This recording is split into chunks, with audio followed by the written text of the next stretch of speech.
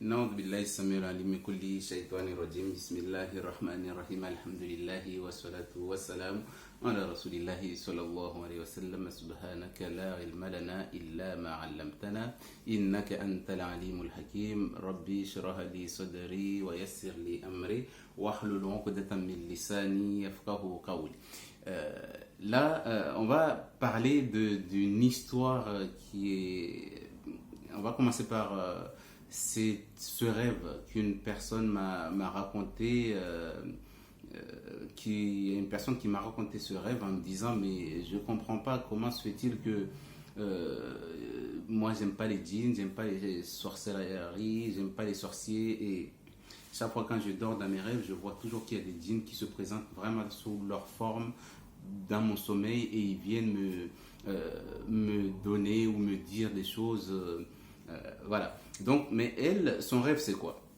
Elle était en train de dormir elle s'est réveillée, elle s'est rendormie et dans son sommeil, elle voit des djinns sous leur forme qui vient en elle et qui lui dit, tu sais, moi, je suis quelqu'un de bien.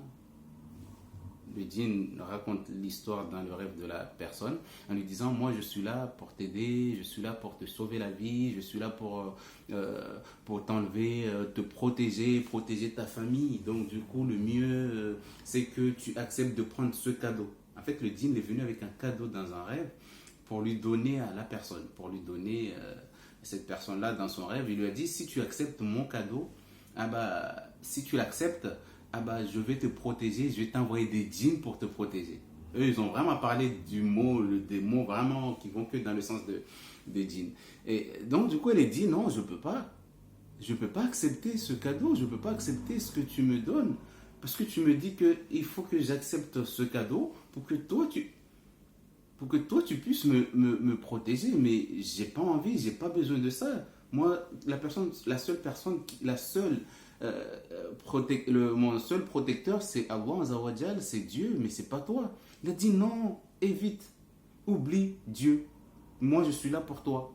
Je suis là pour te sauver, pour t'aider, pour te entourer de tout ce que j'ai comme armure, comme armée, pour pouvoir être avec toi et vivre avec toi et te protéger ta famille. Donc, le djinn, il insiste, prends cette chose, s'il te plaît, prends-le, je vais te sauver, je vais t'aider. Et il dit non. Après, le djinn lui dit, en fait, tu sais ce que je vais t'envoyer pour te protéger, c'est très puissant et c'est un serpent. Déjà, tu ne la rassures pas du tout. Donc, du coup, elle s'est dit, mais non, en fait, en plus, c'est un serpent que tu veux m'envoyer. Déjà, j'ai peur des serpents. Et toi, tu m'envoies un serpent pour me protéger. Moi, c'est pas ce que je veux. Moi, je veux que ça soit Dieu. Il dit non, non, non. Donc, ils se sont embrouillés dans le rêve.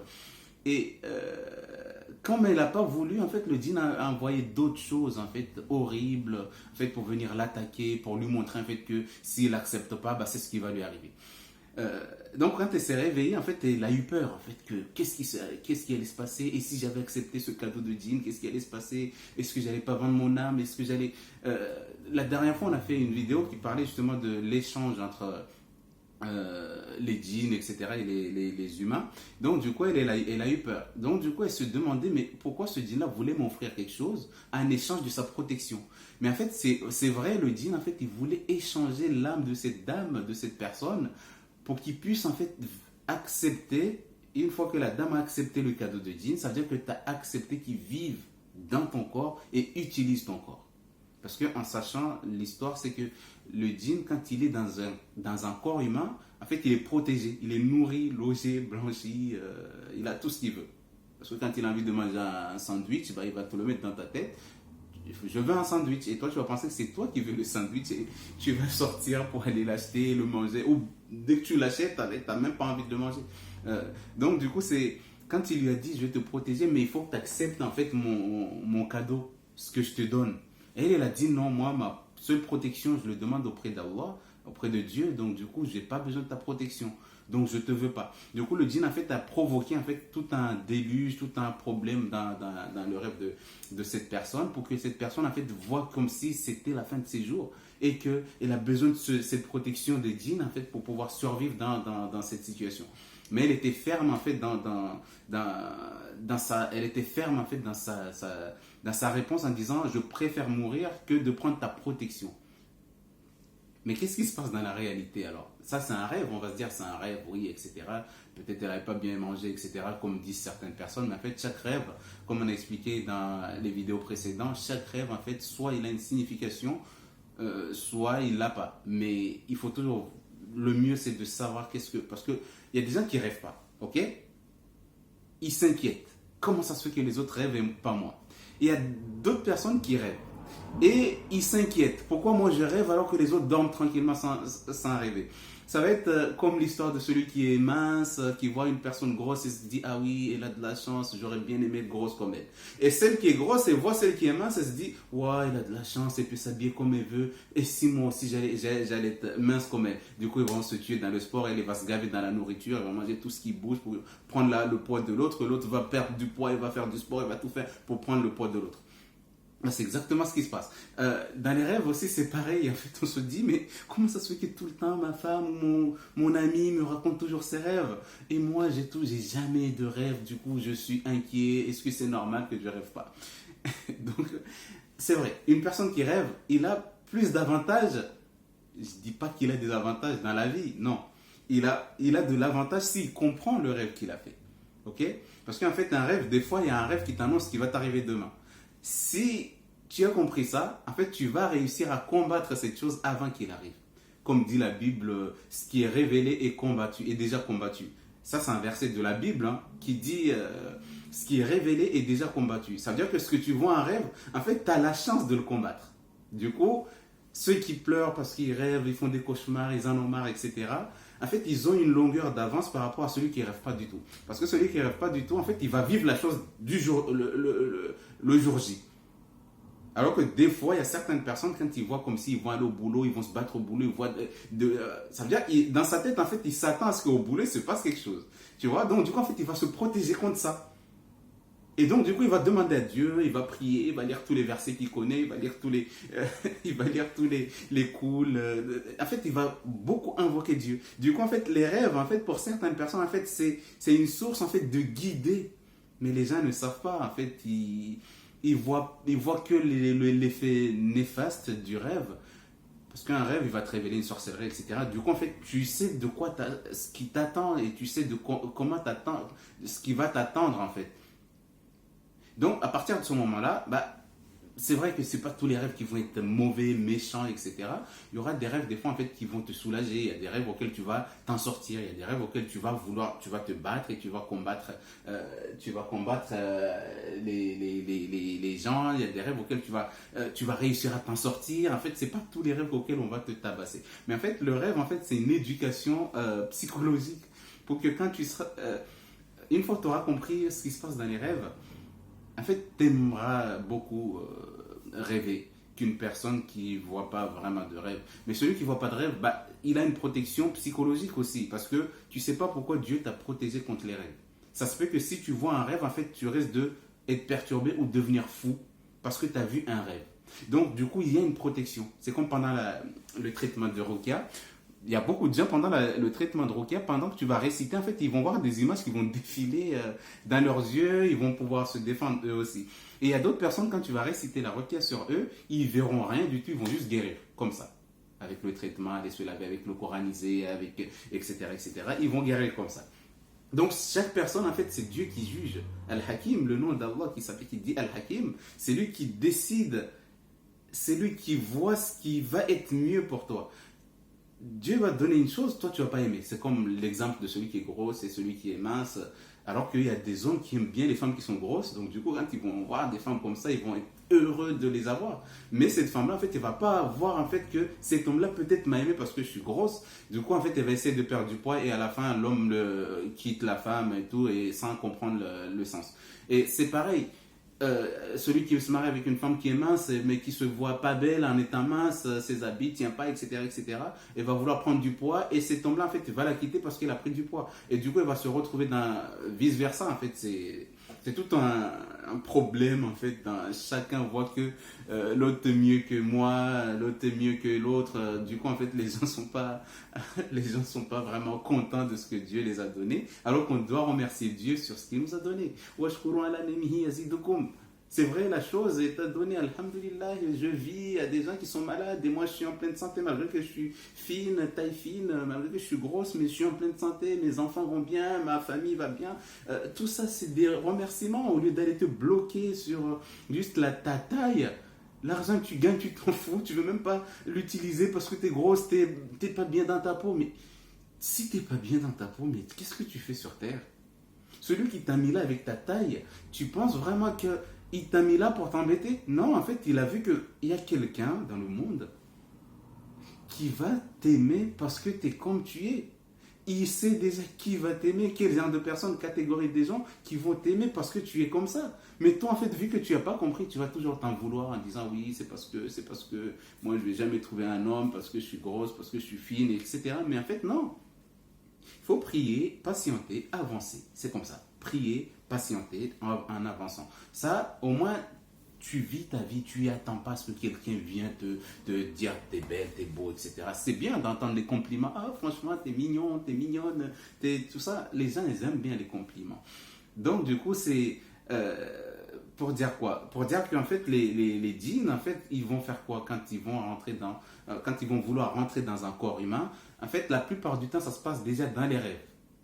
C'est pour ça que le mieux, c'est vrai, c'est de comprendre les rêves, savoir ce qui se passe, pourquoi j'ai fait ce genre de rêve-là, pour que tu puisses combattre, comme j'ai dit, le verset de la Bible qui dit, celui qui est révélé est déjà combattu. Ça veut dire que le fait d'avoir vu comme si on t'a tué, ça veut dire que tu as une longue vie, peut-être. D'accord? Donc, du coup, toi, tu vas te réveiller, vu que tu n'as pas compris l'histoire, tu vas rester dans les mosquées, tu vas prier matin, midi, soir, parce que tu as peur de mourir. Donc, parce qu'à chaque fois, tu vois, il y a une personne que je suis en traitement, ça fait déjà presque 12 ans, non pas 12 ans, mais 10 ans à peu près, mais cette personne faisait tout le temps les mêmes rêves. Depuis qu'elle était jeune, elle voyait tout le temps qu'elle allait mourir. Et à chaque fois, elle racontait ses rêves à ses enfants. Moi, je pense que c'est la fin pour moi. Ma vie est finie. Donc, j'ai l'impression que je vais plus vivre. Donc, à chaque fois, je fais le même rêve, c'est que mon heure est proche. Elle a raconté le même rêve en étant désespérée pendant 25 ans. 25 ans, les mêmes rêves qu'elle va mourir. Et elle est restée là, maintenant elle a 50 ans. Alors que depuis qu'elle est jeune, elle voyait que ce rêve-là, qu'elle va mourir. Donc elle était tout le temps désespérée. Elle a eu des enfants malgré tout ça. Du coup, elle dit à ses enfants, dépêchez-vous de vous marier, parce que les rêves que je vois en ce moment, ça me dit que je vais aller mourir. On m'a même fait visiter l'enfer.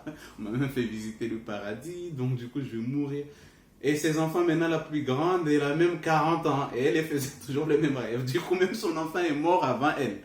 C'est pour vous dire que son enfant a eu même 40 ans, elle est morte avant, la maman elle est toujours vivante. Et donc du coup, au bout d'un moment, on lui a dit, mais à force de voir tout le temps le même rêve que c'est toi qui vas mourir, ton enfant même, elle a eu même 40 ans, elle est morte avant toi. Donc il faut que tu arrêtes ce rêve-là de le prendre en compte. Et jusqu'à présent, elle est là, elle a 56 ans et plus, et elle est toujours là. Elle voit à peu près le même rêve. Mais depuis qu'on a fait les traitements, elle voit plus ces rêves-là. Et comprend mieux les rêves en fait. Et se prend plus la tête parce que un rêve, quand tu le comprends, en fait, tu sais comment le combattre. Donc du coup, ça t'aide beaucoup. Psychologiquement, tu te sens bien, tu te sens... En fait, tu sais combattre cette chose. Parce que des fois, tu vas voir que c'est ta rivale ou ton rivaux qui est en train de te tuer dans les rêves, alors que ça se peut que ta rivale, elle est musulmane et prie et veut même pas entendre parler de sorcellerie. Mais toi, quand tu vas te réveiller, tu vas penser à quoi? Oh, ma rivale veut me tuer, c'est elle qui me fait de la sorcellerie. Tout le temps, je la vois en rêve. Et ça, mais imaginons qu'elle ne le fait pas. Shaitan, il va faire quoi? Le démon, le djinn, quand il veut rentrer dans ton corps, en fait, il va chercher l'ennemi. Il fait d'abord ses enquêtes chez ta famille, dans toi, s'il n'arrive pas à trouver les informations qu'il lui faut dans ta tête pour pouvoir accéder dans ton corps, il va aller chez ta famille, il va se renseigner. Lequel marabout il est déjà parti consulter? Ah bah telle personne. Il va aller consulter le djinn, hein, pas l'être humain. Il va aller se renseigner sur les djinns auxquels tu es parti consulter quand tu étais jeune, quand tu connaissais pas, tu étais ignorante. Ils vont prendre toutes ces informations-là avant de venir vouloir habiter en toi. Si ta maman avait des démons, avait des djinns, et pratiquait les sorcelleries, comme ça, eux, ils n'ont pas besoin d'informations parce que tu es né avec les djinns. Donc, du coup, eux, ils peuvent en rentrer comme ils veulent. Mais une personne externe auquel quelqu'un veut atteindre, les djinns veulent habiter ou veut cette personne, en fait, ils vont se renseigner. Et ils vont prendre toutes les informations chez les Iraqis, chez les gens auxquels on est parti voir, dans l'ignorance. Et une fois qu'ils ont ces informations-là, ils vont les transformer dans les rêves de manière à ce qu'ils savent il est où ton point faible dans les rêves. Quand ils voient que dans les rêves, tu es fuyard, tu fuis beaucoup, tu cours beaucoup, ah ben là, ils vont trouver un point faible. Donc, du coup, à chaque fois, ils vont te lancer un caillou là-bas, au loin, et toi, tu vas courir comme si tu fuis. Mais en fait, eux, ils passent par derrière pour rentrer dans le corps et pouvoir s'installer et faire ce qu'ils veulent de toi. Okay, installer la sorcellerie de ce côté-là, installer telle chose de ce côté-là.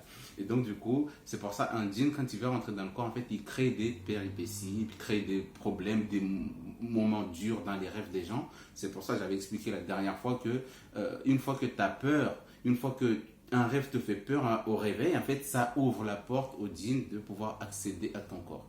C'est pour ça que le prophète sallam nous a dit de crachoter 3 fois par la gauche. Tout ça, en fait, c'est pour nous protéger, pour éviter. Parce que là, l'histoire de la dame, là, que le rêve, on est venu lui offrir quelque chose pour que les djinns puissent rentrer en elle et s'installer et utiliser son corps. En fait, elle a dit, heureusement, je me suis protégé avant de dormir.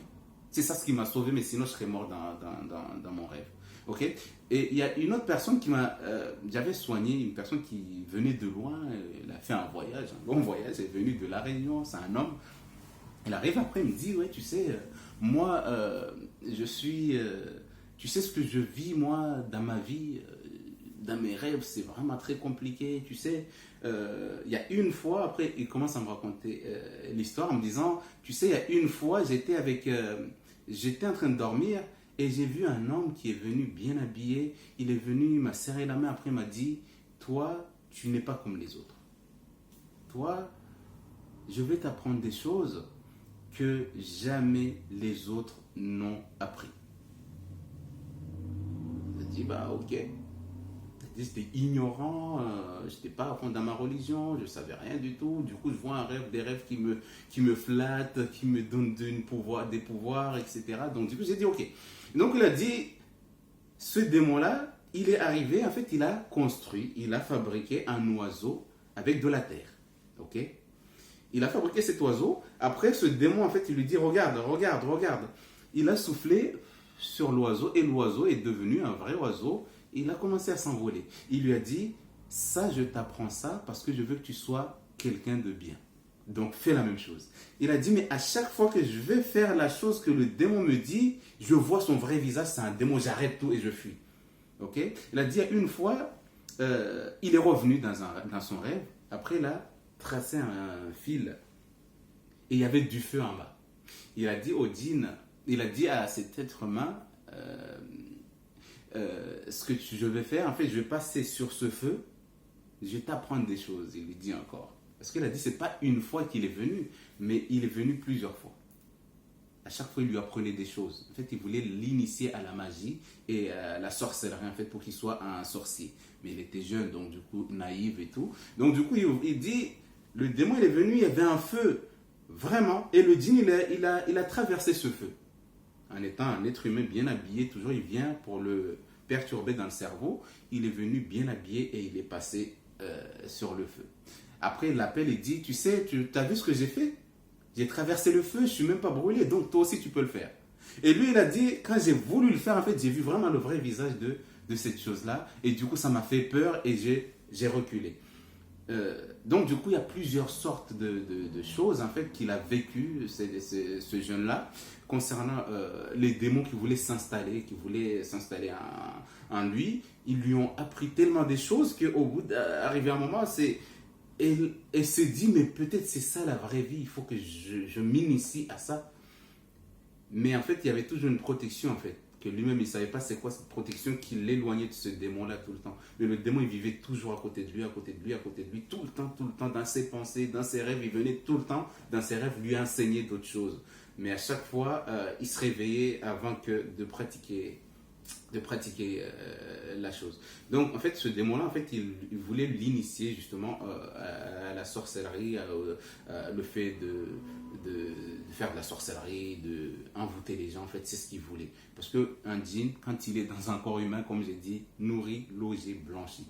Okay? Donc c'est pour ça que tu vois beaucoup de gens possédés dans les îles, dans les pays africains, dans les pays, dans certains pays, il y a beaucoup de gens qui sont on les voit posséder, crier partout, etc. etc. C'est parce qu'en fait, les djinns, quand ils sont dans un corps, en fait, ils font ce qu'ils veulent du corps humain. Si on n'a pas de protection divine, si on néglige les protections venant de Dieu, on se dit que ouais, moi je suis fort, je peux me protéger moi-même, j'ai pas besoin, les sorcelleries ne peuvent pas m'atteindre. Il faut savoir que le prophète lui-même, en fait, il a été atteint de la sorcellerie. Pourtant, il était proche de Dieu, il priait, il était tout le temps avec Dieu, il pensait tout le temps à Dieu, mais il a été atteint par une sorcellerie. Donc, du coup, toi qui es juste un être humain simple comme ça, te dire que les sorcelleries ne peuvent pas t'atteindre, c'est faux, parce qu'on est des êtres humains, on est faibles. On est des êtres humains, chaque être humain est faible, donc on a besoin tout le temps de la proximité de Dieu, que Dieu soit tout le temps dans nos bouches, dans nos têtes, dans nos pensées, pour qu'on ait cette protection, en fait, qu'on puisse avoir cette protection tout le temps. Et donc, du coup, cette dame-là me demande, mais qu'est-ce qui se passe, c'est quoi ce rêve? En fait, je lui ai dit, ce rêve-là, en fait, ça te poussait, si tu aurais accepté le cadeau, en fait, les djinns allaient habiter dans ton corps. En fait, parce qu'en fait, ils font toujours un échange. On te donne ça, mais nous, on te prend ça. Ok? Donc, du coup, arrivé à un moment, comme elle a refusé, en fait, c'est là où ils ont créé tout un moment dans le rêve auquel il fallait se battre, il fallait se défendre, il fallait faire des choses pour pouvoir s'en sortir.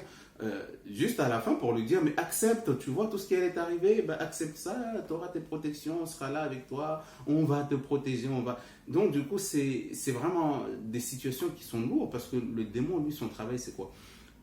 Le travail du démon, c'est t'empêcher d'avancer dans ta vie, t'empêcher d'être positif et de te pousser dans les péchés, dans l'égarement, dans les choses qui ne sont pas utiles dans l'au-delà.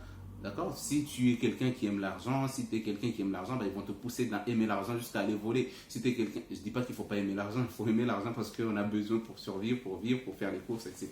Mais en fait, il faut avoir des limites, il faut savoir l'argent, comment tu le gagnes, parce qu'on va te poser des questions dessus. D'accord? On va te poser des questions sur l'argent, comment tu l'as gagné, comment tu l'as dépensé. Où est-ce que tu l'as gagné, où est-ce que tu l'as dépensé. Donc c'est pour ça que tout ça, on va te questionner dessus. Donc c'est pour ça que le démon, quand il est en toi, quand le djinn est en toi, qui te possède, il ne va jamais t'inciter à faire le bien. Il y a des gens, ils me disent, mais moi quand j'ai envie d'aller prier, je m'endors. Je suis là, je regarde la télé, je suis bien, etc. Dès qu'il est l'heure d'aller prier, je commence à ronfler, je ne comprends pas et je me réveille quand l'heure est dépassée, parce que quand tu vas prier, tu vas le faire mal. Quand tu invoques Dieu, tu vas faire mal au djinn, tu vas le tuer même. Donc du coup, c'est pour ça que lui, il va t'inciter à plus dormir que d'aller prier. Parce que quand tu dis Allahu Akbar, ou que tu es dans une prière en connexion avec Dieu, en fait, il brûle là où il est. Ils tombent malades, ses enfants tombent malades, il faut vraiment trouver un médecin le plus vite possible chez eux. Donc c'est pour ça qu'il incite les gens à ne pas prier, il casse les gens dans les prières, etc. Il y a beaucoup de gens, tu vas les entendre, oui, mais quand j'ai envie d'aller prier, ou quand je suis dans la prière, je me sens mal, je m'évanouis, ou je peux être là, réciter 1000 fois la Fatiha, et jusqu'à ce que j'arrête la prière comme ça. En fait, ils vont te casser, au bout d'un moment, tu vas te dire, mais voilà, je préfère ne pas prier. Beaucoup de gens tombent dans ce panneau et ils ne prient plus. Ils se disent, mais quand je ne prie pas, je suis bien. C'est normal que tu es bien. Parce que lui, il ne veut pas que tu pries. Donc, du coup, en fait, il va te mettre dans une situation que tu vas te sentir bien. Et quand ça sera trop tard, qu'il aura déjà fait son travail, parce que si on l'a envoyé pour te tuer, il va te travailler dedans. Il va couper les liens, il va couper les neurones, il va couper certaines choses à l'intérieur de toi. Donc, quand tu vas prier, en fait, ces choses-là vont se ressouder. Et lui, ça va l'embêter, ça va le gêner. Donc, du coup, en fait, c'est pour ça qu'il te pousse à pas prier ni à pas invoquer Dieu. Il va te mettre dans des situations auxquelles tu penseras que des choses négatives, des choses auxquelles là il faut que je sorte, il faut que j'aille ceci, mais il te fait oublier l'évocation. il va te faire oublier l'évocation de Dieu. Donc c'est pour ça qu'il ne faut pas tous les jours évoquer Dieu et penser tout le temps à Dieu. Il sera avec toi.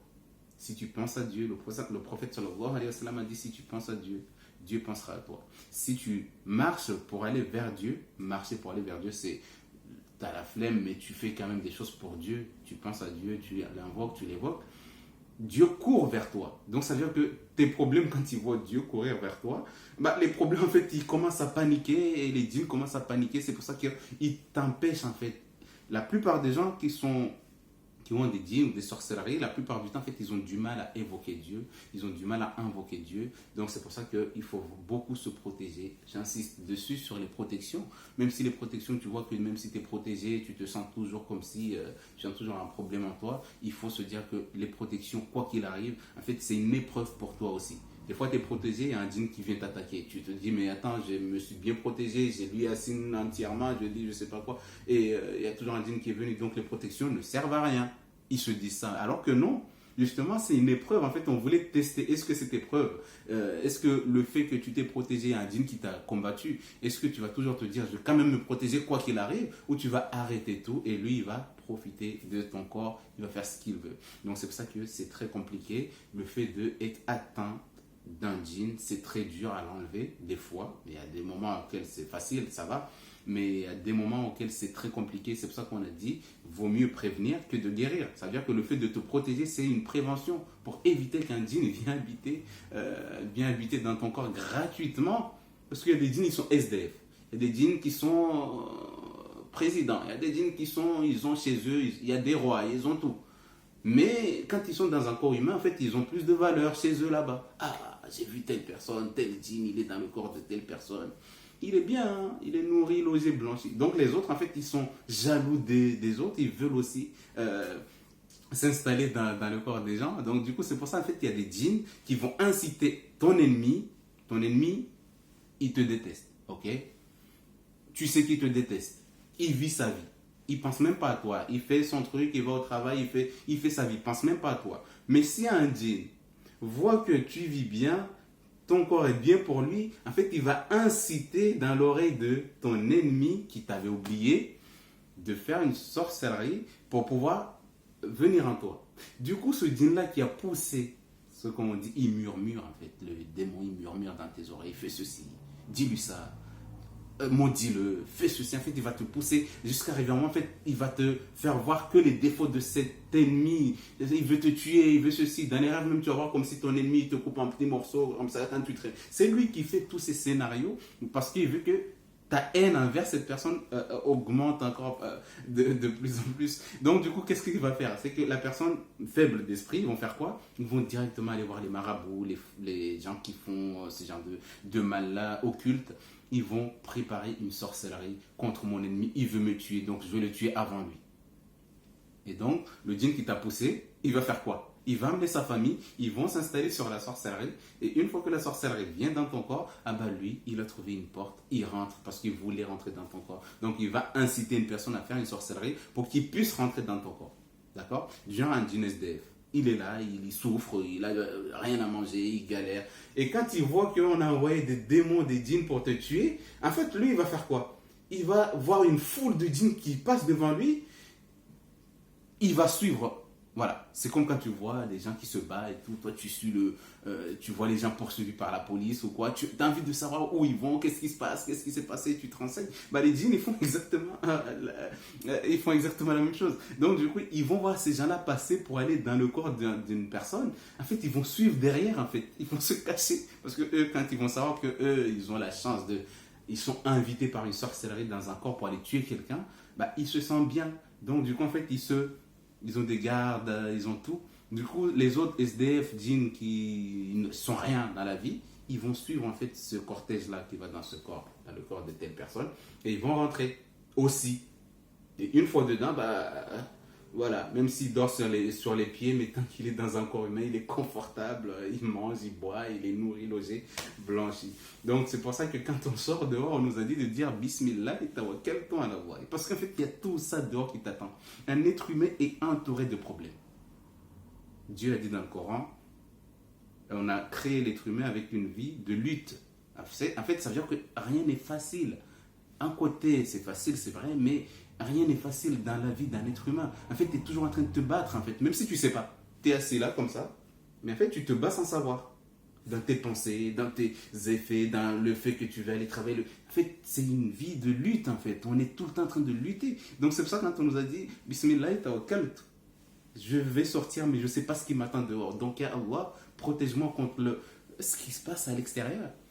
C'est pour ça que Bismillah tawakkal ala Allahi wa la hawla wa la quwwata illa billahi l'aliyyil azim. Quand tu sors dehors pour éviter que ces choses-là te trouvent un chemin ou t'arrivent un chemin ou n'importe quoi, les djinns SDF, les djinns qui jouent avec du caca, tout, puissent rentrer te salir. Tout à l'heure, on a parlé du sang, que les gens qui boivent du sang, les sorciers qui les font boire du sang, en fait, ils salissent. Le sang, c'est impur, c'est quelque chose de une malédiction carrément. Le sang, je parle du sang de vache, le sang qui coule comme ça, que les gens boivent, ça c'est vraiment une malédiction. Je parle pas de sang auquel les gens ils sont blessés ou quoi, c'est pas celui-là. Mais donc ces djinns-là, comme c'est une malédiction, ces djinns-là c'est des SDF, c'est des gens qui servent à rien, c'est des djinns dormeurs, ils ont rien à faire. Mais bon, on aura le temps de parler de tous ces djinns-là, Inch'Allah Ta'ala, les djinns dormeurs, tout ça, qui vient s'allonger, etc., sur le corps d'un être humain. Il n'a rien à faire dans sa vie, il est payé pour dormir. C'est un djinn. Tu vas trouver une personne, il va vivre la même chose qu'un djinn dormeur. Du coup, en fait, il va tout le temps dormir. Il va passer son temps à dormir. Ça lui fait mal au cœur de dormir, mais il dort quand même. Il veut se descendre du lit, mais il ne peut pas. Parce que quoi, il est habité par un djinn qui s'appelle un djinn dormeur. Son travail, c'est dormir. Et cela, là, quand tu vas faire la requête à quelqu'un, tu vas dire, tu vas mettre l'intention d'enlever les djinns, mais lui, comme il ne se sent pas visé par ce que tu lis, il est là. Donc, du coup, ceux-là, là, c'est des versets spéciaux que tu vas les attaquer là où ils sont. Donc, les djinns dormeurs, là, c'est vraiment des flemmards. Eux, ils sont nés, on les a enseignés chez eux que à dormir. C'est leur travail. Du coup, quand il est dans un corps humain, il va s'allonger. Et du coup, il va te pousser tout le temps dormir, comme le mauvais œil, quoi. Ça va faire le travail du mauvais œil aussi. Et le mauvais œil, il fait aussi le travail des djinns dormeurs. Et tous ces djinns-là, il n'y a aucun djinn, en fait, qui va te pousser dans le bien. Un djinn ne te pousse jamais à faire le bien. C'est rare. Il y a des gens qui disent, ouais, j'ai des rawhan dans certains pays, îles. Et ils disent, ouais, c'est des rawhan, c'est des djinns musulmans. Ah bon? Et il te dit quoi, ce djinn musulman? Il m'a dit d'aller lui acheter ses propres habits. Il m'a dit de manger certains aliments. Mais qui doit te dire que ça c'est halal, ça c'est haram? Qui doit te dire ce que tu dois manger, ce que tu ne dois pas manger? C'est Allah Azza wa Jal. Aucun djinn n'a le droit de te donner des ordres. Aucun djinn, que ce soit Rawhan ou je sais pas quoi, un djinn musulman. Ah bah lui, il a des djinns musulmans, je vais aller les consulter. Mais tu as oublié Dieu. Tu vas consulter un djinn qui a déjà ses problèmes. Parce que le fait d'être dans un corps humain, on peut le tuer. Oui. Un djinn, quand il est dans un corps humain, il est bien, mais en fait, il est très fragile. Du coup, tu peux le tuer, tu as le droit de le tuer. Mais celui qui est à l'extérieur, pour le tuer, il faut trouver il faut que ça soit justifié. Parce que c'est un être qui vit. Et donc, du coup, il y a des versets spécifiques pour ces gens de chaque situation. Chaque djinn, il a ses propres versets auxquels il faut comprendre comment les attaquer. Parce que je vois, il y a beaucoup de gens qui m'appellent, oui, j'écoute tout le temps des requêtes sur Internet, oui, j'écoute tous les requêtes qui sont en direct sur YouTube, sur Facebook, etc. Mais ça ne marche pas, ça aggrave mon cas. C'est normal. La personne qui est en train de réciter, là, en fait, il a mis une intention. Je vais enlever des djinns. Ok, mais si la personne n'a pas de djinn, c'est un mauvais œil. Et si c'est un djinn qui a été payé, comment tu vas faire?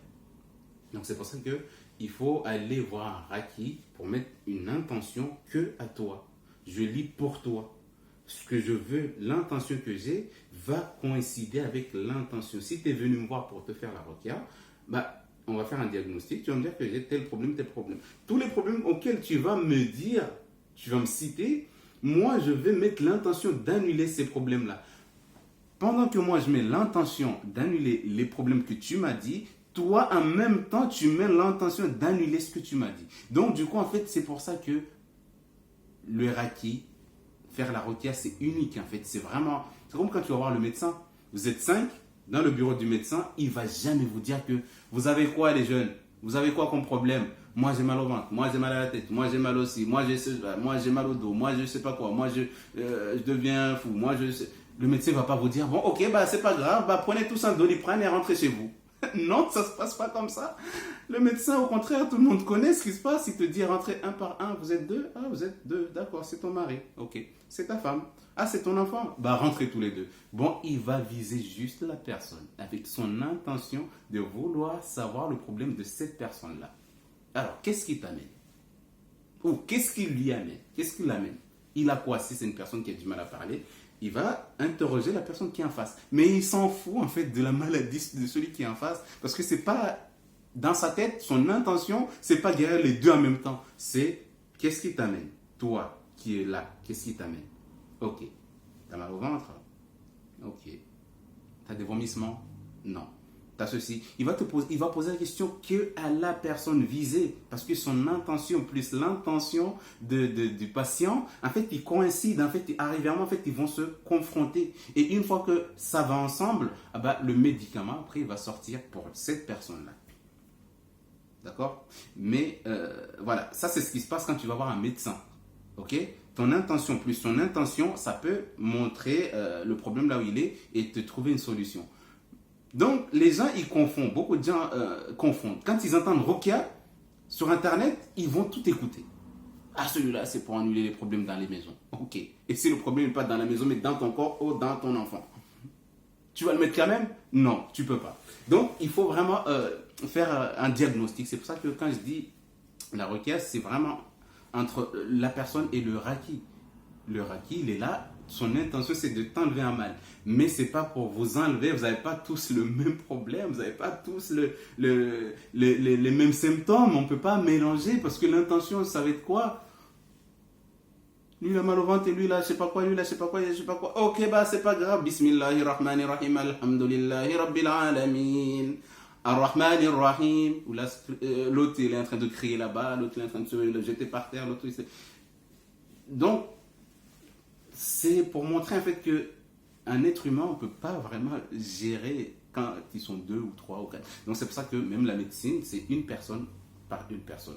Pose la question à toi. Et toi? Comme ça, chacun, on sait c'est quoi son problème. Tu vas trouver des gens qui ont les mêmes symptômes, mais ils n'ont pas les mêmes maladies. Donc, c'est pour ça qu'il faut vraiment se protéger justement pour éviter ces genres de problèmes-là, pour éviter ces genres de problèmes auxquels les gens se sentent pas bien ou se sentent mal ou se sentent vraiment dans des situations plus complexe parce que tu sais pas ce qui se passe dans le corps de l'autre. Donc c'est pour ça que il faut se protéger et ne pas arrêter de se protéger. Tout le temps, protégez-vous, matin, midi, soir. Tout le temps, à chaque heure de prière, lisez les coules. Et quand vous dormez, lisez 3 fois les 3 coules, plus ça le kursi. Ça va t'aider, ça, même si ça ne t'enlève pas ton problème tout de suite, mais au fur et à mesure que tu insistes, que tu persistes dans tes protections, ça va t'aider, ça va au bout arriver un moment tu vas te sentir bien aussi. C'est pour ça qu'il faut pas négliger les protections. Il ne faut pas laisser un djinn venir s'installer dans ton corps parce qu'il va te nuire, il va vraiment te nuire, que tu vas pas réussir à t'en sortir. Donc c'est pour ça qu'il faut faire très attention. Protégez-vous, protégez les enfants, protégez vos enfants contre le mauvais œil, contre tout. Protégez vos enfants et protégez-vous. Protégez-vous vous-même ainsi que votre famille contre le feu de l'enfer. Mais le feu de l'enfer, il n'est pas que dans l'au-delà. Le feu de l'enfer, c'est les problèmes que tu vas vivre dans ta vie. Donc, du coup, protège toi-même et protège tes enfants et ta famille. Conseille-les, partage-les les vidéos qui parlent de ces genres de choses-là pour qu'ils puissent s'en rendre compte, en fait, que, voilà, au lieu d'aller voir les marabouts, les madjini et les je sais pas quoi, bah, l'islam a envoyé le Coran. Dieu nous a envoyé le Coran, ce qui est une guérison et une miséricorde pour les croyants. Donc du coup, une fois que tu as ça, tu comprends ça, bah, tu peux guider beaucoup de gens de ta famille, de tes amis, de ton entourage et te sentir bien toi-même parce que vu que tu auras compris, tu sauras comment combattre l'ennemi qui est le démon qui va venir dans tes rêves ou dans la réalité. Donc on va s'arrêter là, Inch'Allah. On se verra pour une autre vidéo. Subhanaka Allahumma bihamdika nashhadu an la ilaha illa anta astaghfiruka wa atubu ilayk. Subhana rabbika rabbil izzati amma yasifun wa salamun ala al mursalin walhamdulillahi rabbil alamin.